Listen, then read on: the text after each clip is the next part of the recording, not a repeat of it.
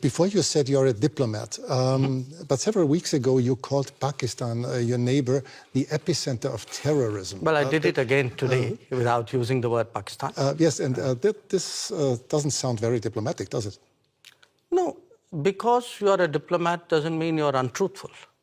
I could use much harsher words than epicenter.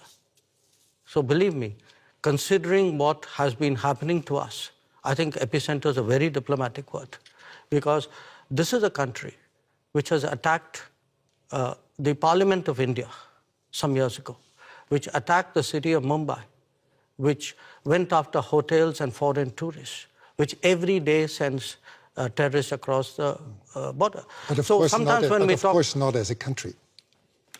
Well, if you control your sovereign space, which I believe they do, if the terrorist camps operate in broad daylight in cities with recruitment and financing, can you really tell me that the Pakistani state doesn't know what's going on?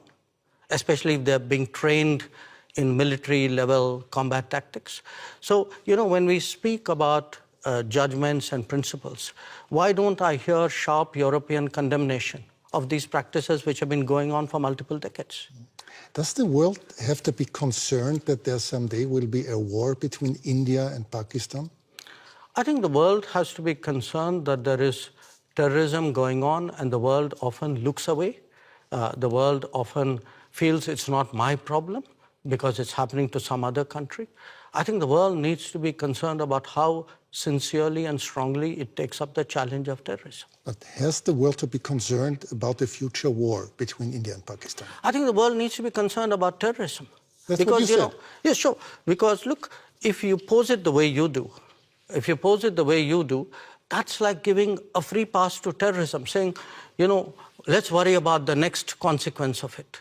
I am worried about the terrorism. Okay, let's change the subject. You frequently said that India has a very complicated relationship